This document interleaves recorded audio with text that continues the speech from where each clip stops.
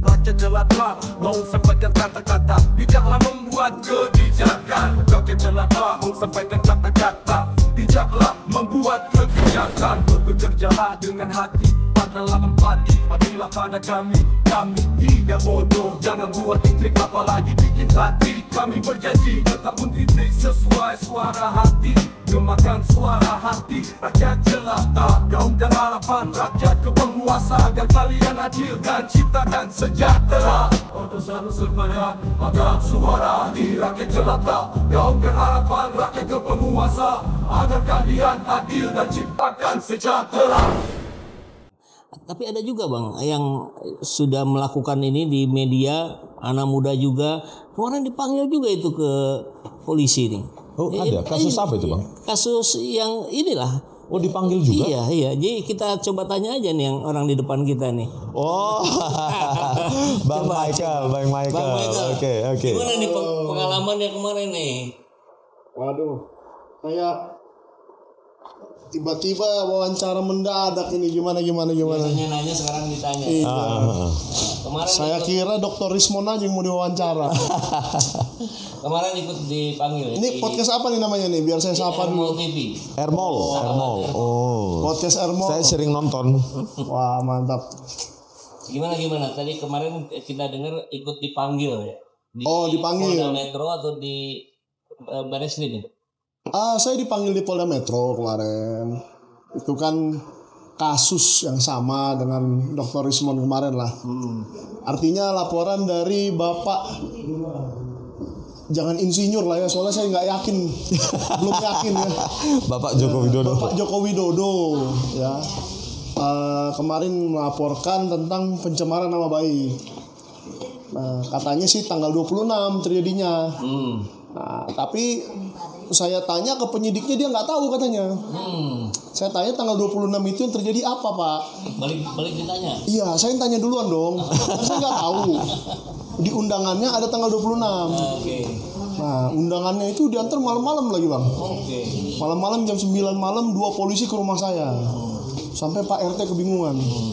Jangan-jangan si Michael ini maling ayam atau apa kan gitu kan. Nah, jadi dia kebingungan. Kamu ngapain katanya? Enggak, saya nggak apa-apain. Jadi polisi itu ke Rumah. Pak RT dulu. Ke rumah Pak RT. Jadi kan membuat gaduh. Membuat kegaduhan tuh bahaya loh Pak polisi. RT ya? Satu RT gaduh karena Pak polisi ini. Ya kan? Jadi setelah kegaduhan itu ya saya datang nggak apa-apa. Tapi saya masih bingung tanggal 26 itu kejadian apa. Karena seperti saya bilang, meskipun banyak termul yang tidak setuju tentang pernyataan saya ini, saya bilang saya tidur di rumah. Tanggal 26 itu. Tanggal 26 Maret 2025 saya tidur di rumah. Tidak enak badan, tidak fit, jadi saya tidur. Nah, apa yang mau ditanya tentang saya? Apa mau ditanya tidurnya nyenyak atau tidak? Nah, kalau mau nanya itu silakan Pak polisi, saya jawabanin 1000 pertanyaan tentang tidur saya, mimpi apa enggak gitu-gitu kan. Ternyata yang ditanyakan kepada saya sekitar 60-an pertanyaan selama 14 jam. 14 jam loh Dr. Rismon. Lebih parah. Jadi nggak tahu nih, kok saya yang lebih banyak pertanyaannya gitu kan. Saya lebih banyak 97. Oh, jumlahnya lebih banyak. Jamnya lebih banyak saya. Nah, mungkin karena saya juga ngobrol-ngobrol terus sama polisinya kali kan. Polisinya juga mungkin udah bingung kenapa saya pengen ngobrol sama dia. Nah, yang ditanya ke saya itu tentang video-video Sentana yang tidak ada di tanggal 26. Nah, jadi ya mungkin ini untuk penyidik-penyidik lainnya lah. Lain kali kalau membuat undangan lebih clear, supaya kita juga tahu kita itu diajak ke situ mau menjelaskan apa sih, gitu loh. Kita mau menjelaskan tanggal 26, tapi saya nggak tahu apa-apa tentang tanggal 26. Terus ditanya saya, abang membawa bukti-bukti lain nggak? Bukti apa? Saya bilang. Kan diundang sebagai saksi kan? Iya, saya diundang sebagai saksi. Terus ditanya, Anda membawa bukti tambahan tidak? Katanya. Bukti apa? Saya nggak tahu perkaranya apa. Saya nggak tahu yang dilaporkan siapa. Tanggal 26 ada apa, dan saya lagi tidur di situ. Yang mirisnya bang, ini saya harus sampaikan. Yang mirisnya saya melihat polisi tidak peduli bahwa kita ini wartawan.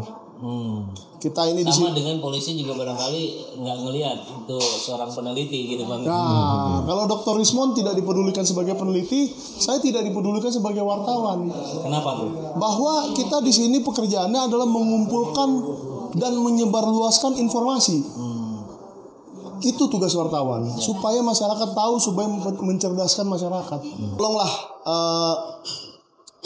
wartawan seperti saya ini jangan dikriminalisasi juga, jangan ikut-ikut dikriminalisasi, jangan dibuat-buat seakan-akan kita melakukan sesuatu yang kita tidak pernah lakukan gitu loh.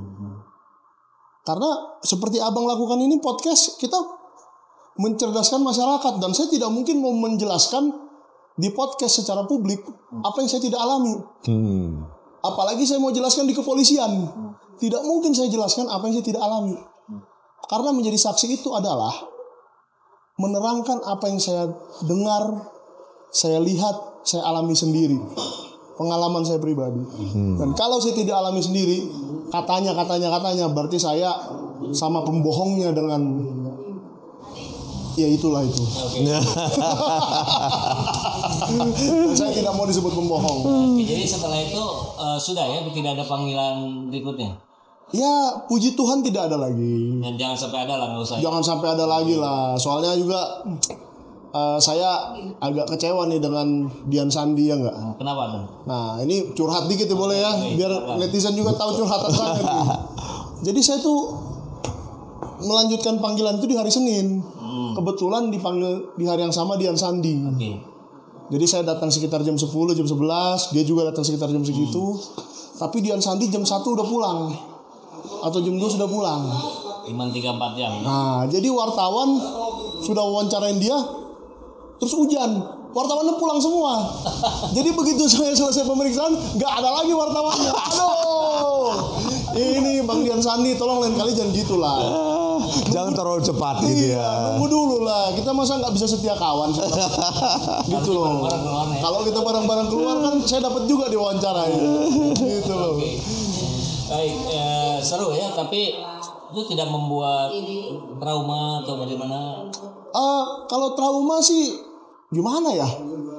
Saya tidak disakiti kok. Oke. Tidak ada perlakuan yang luar biasa kok. Artinya dipukulin atau apa, itu kan yang membuat trauma begitu. Sama kan, kursinya nggak ada senderan juga. Saya punya kebetulan ada. Oh ada bang. Wah, jadi saya nggak tahu ya. Saya tidak bisa bersaksi untuk Dr. Rismond nih. Kenapa dia punya tidak ada senderan, saya punya ada. Saya kurang tahu. Yang jelas kursi saya ada senderannya, cukup kuat. Soalnya kalau kursinya nggak kuat juga jebol kali, karena berat badan saya lumayan. Ya kan? Jadi waktu itu memadai lah kursinya yang saya terima. Jadi perlakuan polisi bagus. Bagus ya. Cuman pertanyaannya aja nggak masuk akal. Karena nggak nyambung sama saya.